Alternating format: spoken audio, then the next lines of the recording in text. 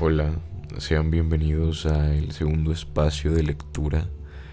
Estoy muy feliz de estar aquí.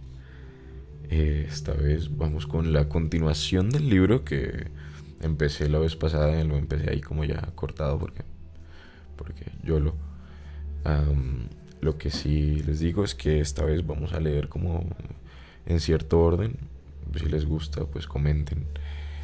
Y vamos a ver qué nos trae.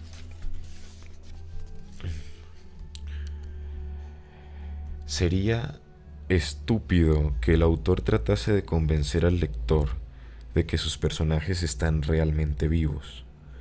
No nacieron del cuerpo de sus madres, sino de una o dos frases sugerentes o de una situación básica. Tomás nació de la frase Einmal ist keinmal. Teresa nació de una barriga que hacía ruido. Cuando entró por primera vez en casa de Tomás, empezaron a sonarle las tripas. No es de extrañar, no había almorzado ni cenado. Solo había comido a media mañana un sándwich en la estación antes de tomar el tren. Concentrada en su arriesgado viaje, se había olvidado de la comida, pero aquel que no piensa en el cuerpo se convierte más fácilmente en su víctima. Era terrible encontrarse delante de Tomás y oír a sus propias vísceras hablar en voz alta. Tenía ganas de llorar. Por suerte, Tomás la abrazó al cabo de 10 segundos y ella pudo olvidar los sonidos de su vientre. Teresa nació, por lo tanto, de una situación que desvela brutalmente la irreconciliable dualidad del cuerpo y el alma, de la experiencia humana esencial. Hace mucho tiempo, el hombre oía extrañado el sonido de un golpeteo regular dentro de su pecho y no tenía ni idea de su origen. No podía identificarse con algo tan extraño y desconocido como era el cuerpo. El cuerpo era una jaula y dentro de ella había algo que miraba, escuchaba, temía, pensaba y se extrañaba. Ese algo, ese resto que quedaba al sustraerle el cuerpo, eso era el alma. Hoy, por supuesto, el cuerpo no es desconocido.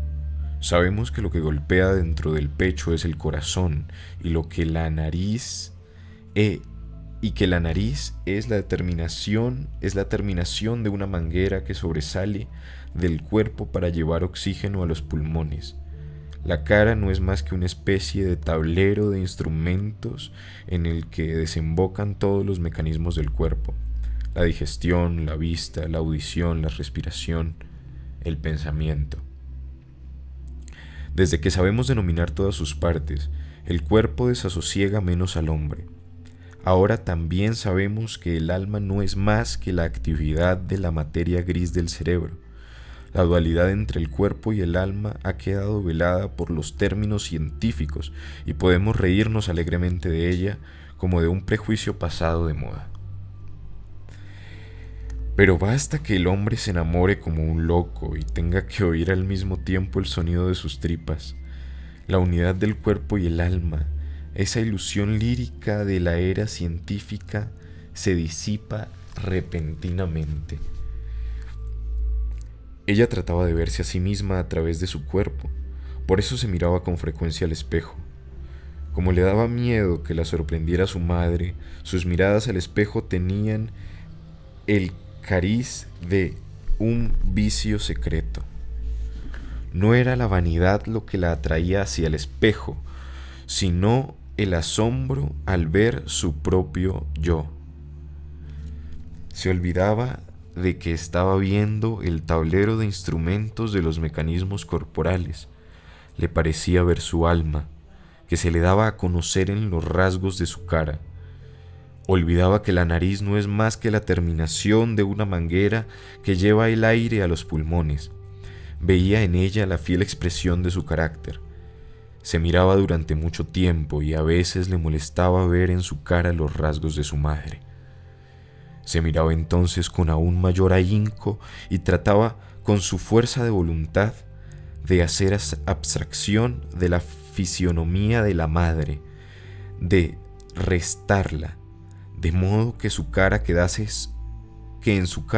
solo lo que era ella misma. Cuando lo lograba, aquel era un momento de embriaguez. El alma salía a la superficie del cuerpo como cuando los marinos salen de la bodega. Ocupan toda la cubierta, agitan los brazos hacia el cielo y cantan. No solo era físicamente parecida a su madre, sino que a veces me parece que su vida no era más que una prolongación de la vida de la madre. Poco más o menos como la trayectoria de una bola de billar es solo la prolongación del movimiento de la mano del jugador. ¿Dónde y cuándo empezó aquel movimiento que posteriormente se convirtió en la vida de Teresa? Probablemente en el momento en el que el abuelo de Teresa, un comerciante praguense, empezó a manifestar en voz alta su adoración por la belleza de su hija, la madre de Teresa. Ella tendría entonces 3 o 4 años y él le contaba que se parecía a una de las Madonas de Rafael.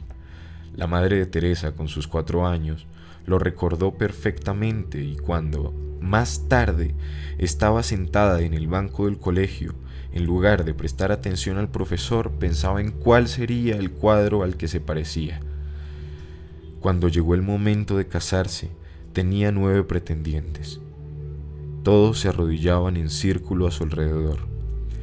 Ella estaba en medio como una princesa y no sabía a cuál elegir. Uno era más guapo, el segundo más gracioso, el tercero más rico, el cuarto más deportista, el quinto era de buena familia, el sexto les recitaba versos, el séptimo había viajado por todo el mundo, el octavo tocaba el violín y el noveno era de todos el más varonil. Pero todos estaban arrodillados del mismo modo y tenían los mismos callos en las rodillas. Si al final eligió al noveno, no fue tanto porque fuera de todos el más varonil, sino porque cuando ella le susurró al oído, «Ten cuidado, ten mucho cuidado», mientras hacían el amor, él intencionalmente no tuvo cuidado, y ella tuvo que casarse a toda prisa con él porque no consiguió a tiempo un médico que le hiciera un aborto. Así nació Teresa. Sus numerosísimos parientes vinieron de todos los rincones del país, se inclinaban sobre el cochecito y murmuraban. La madre de Teresa no murmuraba, callaba, pensaba en los 8 pretendientes y todos le parecían mejores que aquel noveno. Al igual que su hija, también la madre de Teresa disfrutaba mirándose al espejo. Un día comprobó que tenía un montón de arrugas alrededor de los ojos y se dijo que su matrimonio era un absurdo. Conoció a un hombre nada varonil que llevaba ya varias estafas y 2 divorcios. Odiaba a los amantes que tienen callos en las rodillas. Tenía unas ganas furiosas de ser ella quien se arrodillase. Cayó de rodillas ante el estafador y dejó al marido y a Teresa. El hombre más varonil se convirtió en el hombre más triste. Estaba tan triste que todo le daba lo mismo. Decía en todas partes en voz alta lo que pensaba y la policía comunista, estupefacta ante sus desorbitadas afirmaciones, lo detuvo, lo condenó y lo encarceló. A Teresa le echaron de la casa precintada y fue a parar a la de su madre. El hombre más triste murió al poco tiempo en la cárcel, y la madre, el estafador y Teresa se trasladaron a un piso pequeño en un pueblo de montaña. El padrastro de Teresa trabajaba en una oficina, la madre de vendedora en una tienda. Parió otros 3 hijos. Después volvió a mirarse al espejo y comprobó que era vieja y fea.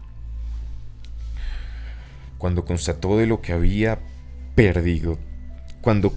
que lo había perdido todo, se puso a buscar al culpable. Todos tenían la culpa. Culpable era el primer marido varonil y no amado que no le hizo caso cuando le susurró al oído que tuviera cuidado.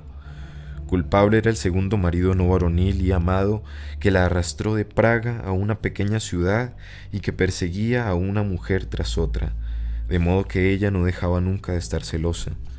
Ante ambos maridos era impotente. La única persona que le pertenecía no podía huir. El rehén que podía pagar por todos los demás era Teresa. Por lo demás, es posible que ella fuera efectivamente la culpable del destino de su madre. Ella, es decir, ese absurdo encuentro entre el espermatozoide más varonil y el óvulo más hermoso. En ese instante fatal que se llama Teresa, fue dada la señal de partida de la larga carrera de la vida arruinada de la madre. La madre le explicaba permanentemente a Teresa que ser madre significa sacrificarlo todo. Sus palabras resultaban convincentes porque tras ellas estaba la vivencia de una mujer que lo había perdido todo por su hija. Teresa la oye y cree que el principal valor de la vida es la maternidad y que la maternidad es un gran sacrificio.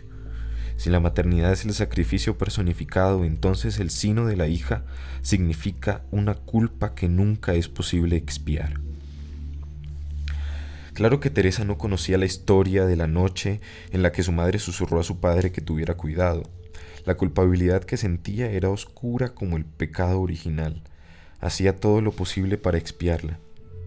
La madre la sacó del instituto y ella se puso a trabajar de camarera desde los 15 años y todo lo que ganaba se lo entregaba.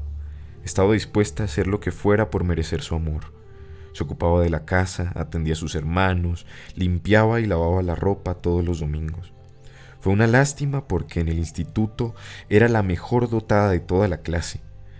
Le hubiera gustado llegar a lo más alto, pero en esa pequeña ciudad no existía para ella ningún más alto.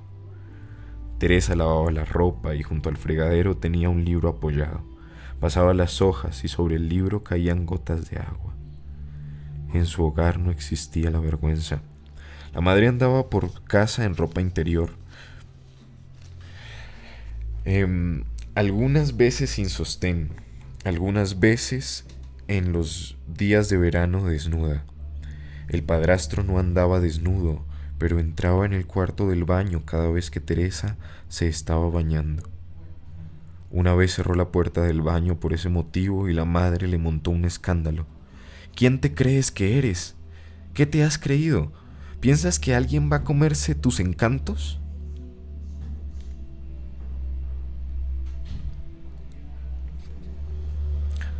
Esta situación muestra claramente que el odio hacia la hija era en la madre más fuerte que los celos hacia el marido. La culpa de la hija era infinita e incluía también las infidelidades del marido.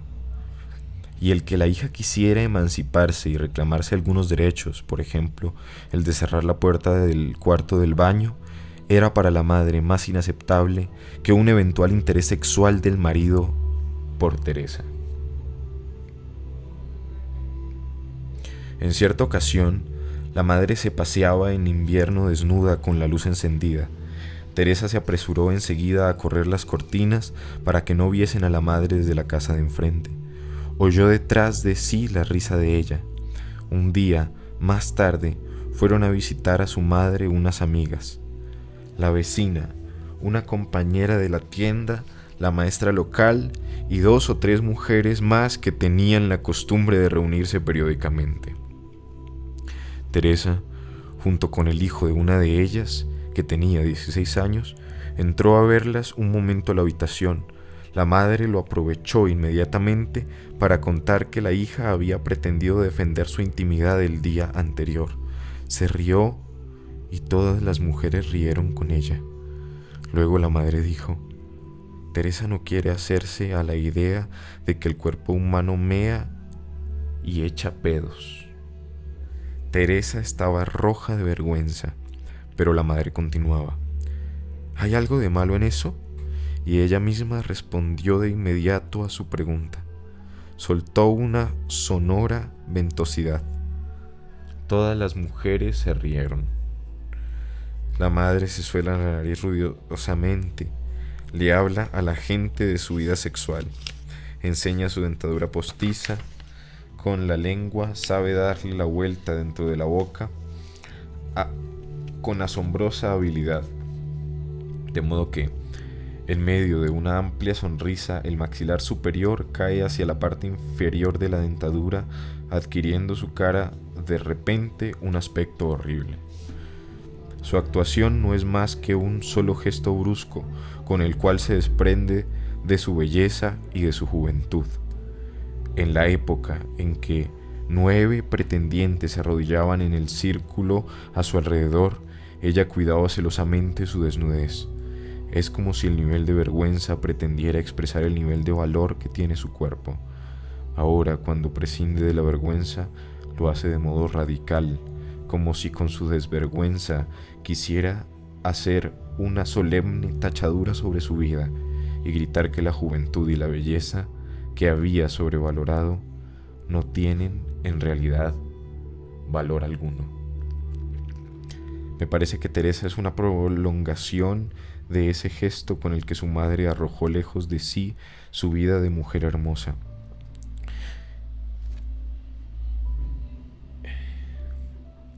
Y si la propia Teresa tiene movimientos nerviosos y gestos poco armoniosos, no podemos extrañarnos. Aquel gran gesto de la madre, salvaje y autodestructivo, ha quedado dentro de Teresa. Se ha convertido en Teresa. La madre pide justicia para sí y quiere que el culpable sea castigado. Por eso insiste en que la hija permanezca con ella en el mundo de la desvergüenza, donde la juventud y la belleza nada significan, donde todo el mundo no es más que un enorme campo de concentración de cuerpos que se parecen el uno al otro y en los que las almas son invisibles. Ahora podemos comprender mejor el sentido del vicio cierto de Teresa, secreto, del vicio secreto de Teresa. Sus frecuentes y prolongadas miradas al espejo. Era una lucha contra su madre, era un deseo de no ser un cuerpo como los demás cuerpos, de ver en la superficie de la propia cara a los marinos del alma que salieron corriendo de la bodega. No era fácil, porque el alma, triste, tímida, atemorizada, estaba escondida en las profundidades de las entrañas de Teresa y le daba vergüenza que la vieran. Así ocurrió precisamente el día en que encontró por primera vez a Tomás. Iba sorteando a los borrachos en su restaurante, con el cuerpo inclinado bajo el peso de las cervezas que llevaba en la bandeja, y el alma estaba en algún lugar del estómago o del páncreas. Y precisamente entonces la llamó Tomás. Aquella llamada fue importante porque provenía de alguien que no conocía ni a su madre ni a los borrachos que diariamente le dirigían los mismos comentarios vulgares. Su condición de forastero lo situaba por encima de los demás. Y había otra cosa más que lo situaba por encima del resto. Tenía en la mesa un libro abierto. En ese restaurante nunca nadie había abierto un libro en la mesa. El libro era para Teresa la contraseña de una hermandad secreta, para defenderse del mundo de safiedad que la rodeaba. Tenía una sola arma, los libros que le prestaban en la biblioteca municipal, sobre todo las novelas. Había leído muchísimas, desde Fidel Ding hasta Thomas Mann. Le brindaban la posibilidad de una huida imaginaria, de una vida que no la satisfacía, pero también tenían importancia para ella en tanto que objetos.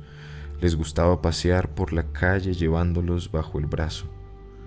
Tenían para ella el mismo significado que un bastón elegante para un dandy del siglo pasado.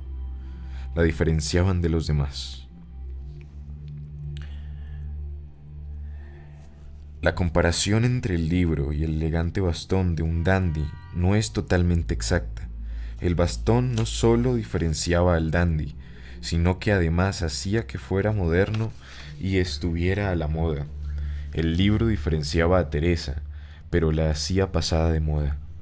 Claro que era demasiado joven para tener conciencia de que estaba fuera de moda. Los jovencitos que pasaban junto a ella llevando sus ruidosos transistores le parecían tontos. No se daba cuenta de que eran modernos.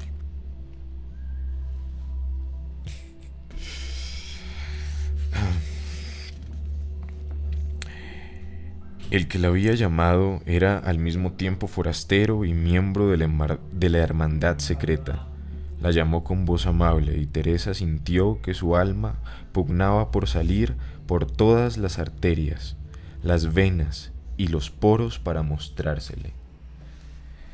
Cuando Tomás regresó de Zúrich a Praga, le invadió una sensación de malestar al pensar que su encuentro con Teresa había sido producido por 6 casualidades improbables, pero un acontecimiento no es tanto más significativo y privilegiado cuantas más casualidades sean necesarias para producirlo.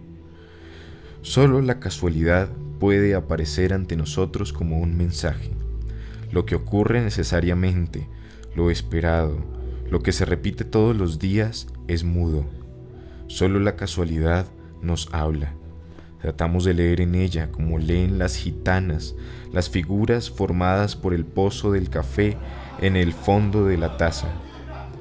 Tomás apareció ante Teresa en el restaurante como la casualidad absoluta. Estaba sentado junto a un libro abierto. Levantó la vista hacia Teresa y sonrió. Un coñac. En ese momento sonaba la música en la radio. Teresa fue a la barra a buscar el coñac y giró el botón de la radio para que sonase aún más alta. Reconoció a Beethoven, lo conocía, de cuando fue a su ciudad un cuarteto de músicos de Praga. Teresa, quien como sabemos deseaba algo más elevado, fue al concierto. La sala estaba vacía. Además de ella, solo estaban el farmacéutico local y su mujer, de modo que en el escenario había un cuarteto de músicos y en la sala un trío de oyentes.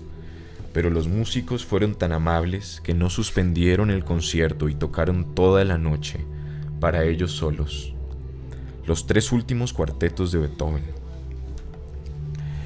Después, el farmacéutico invitó a los músicos a cenar y le pidió a la oyente desconocida que les acompañara.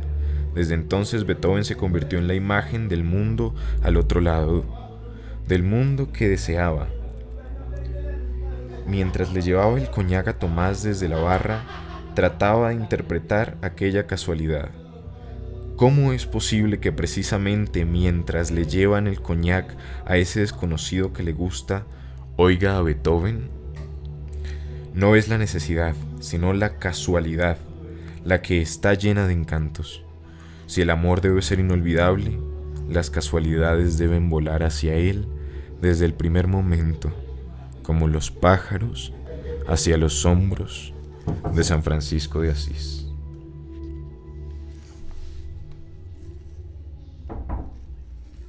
Denle like si les gustó.